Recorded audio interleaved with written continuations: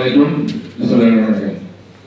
Dhaka medical কলেজে দক্ষিণ Bangladesh lab আয়োজিত চিকিৎসা কেন্দ্রীয় কমিটির পক্ষ থেকে মহাদিনবাহী সম্মানিত সভাপতি ছোট ভাই রেজানুল সোহেল, উপস্থিত সাধারণ সম্পাদক ফখরুজ্জামান, উপস্থিত কেন্দ্রীয় কমিটির সিনিয়র সহসভাপতি আবুল কালাম এজারার, মেহেদী হাসান, উপস্থিত উপদেষ্টা সহসভাপতিবৃন্দ, যুগ্ম মহাসচিব, প্রিন্সিপাল সহ প্রিন্সিপাল, ভাইস প্রিন্সিপাল, উপস্থিত সমন্বয়, ডিন, চিকিৎসকবৃন্দ, শিক্ষকবৃন্দ এবং ল্যাবের সকল সদস্য, সবাইকে ধন্যবাদ।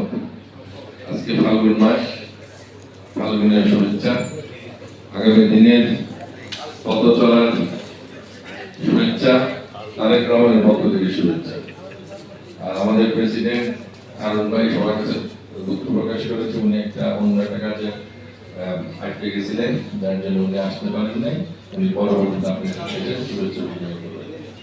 আমি সবাইকে ধন্যবাদ জানাই এবং শ্রদ্ধা করে স্মরণ করছি আমাদের নেতা শহীদ রাষ্ট্রপতি জিয়াউর রহমানকে, স্মরণ করছি স্বাধীনতা যুদ্ধের শহীদদের, আমাদের প্রয়াত নেত্রী বেগম খালেদা জিয়া, যিনি ডিসেম্বরের 30 তারিখ ইন্তেকাল করেছেন।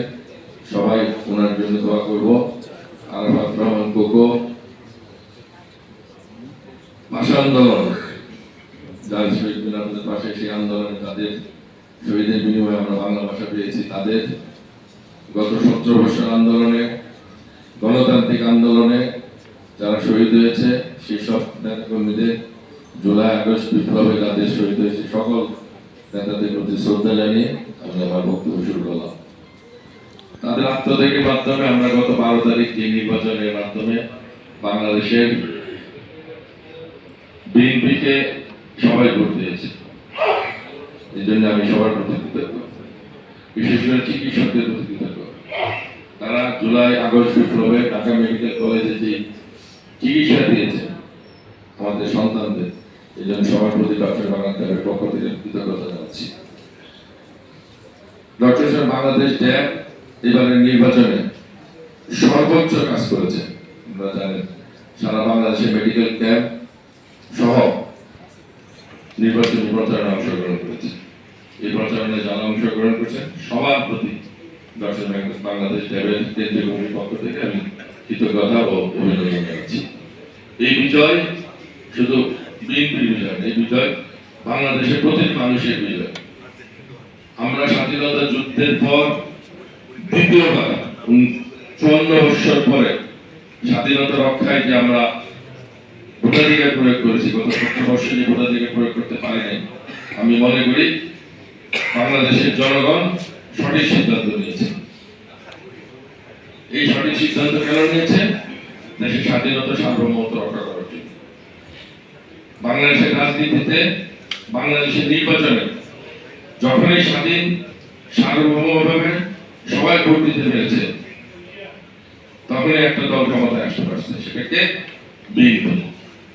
স্বৈরাচার এরশাদ সরকারের পরে 91-এ জনগণ বিএনপিকে ক্ষমতায় এনেছিল, বেগম খালেদা জিয়াকে ক্ষমতায় এনেছিল। 1975 সালের পর শহীদ রাষ্ট্রপতি জিয়াউর রহমানের যে দল বিএনপি যে হাল ধরেছিল, সেই একই কায়দায় 2001-এ বাংলাদেশের অবাধ নিরপেক্ষ নির্বাচনের মাধ্যমে 2/3 মেজরিটি নিয়ে বেগম খালেদা আবার ক্ষমতায় অংশগ্রহণ করছেন। 1/11-এর পরে সেই স্বৈরাচার হাসিনা সরকার নিজেদের সুবিধার্থে তারা 17 বছরের দেশের মানুষকে ভোটাধিকার বঞ্চিত করেছিল। আর এবার 2026-এর নির্বাচনে বাংলাদেশ জাতীয় দল আপনাদের ভোটে আবার ইতিহাস সৃষ্টি করে, পৃথিবীর ইতিহাসে বাবা মা সন্তান একটি দেশের রাষ্ট্র ক্ষমতা থাকে, এই ইতিহাস বিরল। সেই ইতিহাস আপনারা সৃষ্টি করেছেন। আগামী কাল বা পরশুদিন আমাদের নেতা তারেক রহমান বাংলাদেশের 12তম প্রধানমন্ত্রী হিসেবে শপথ গ্রহণ করবেন।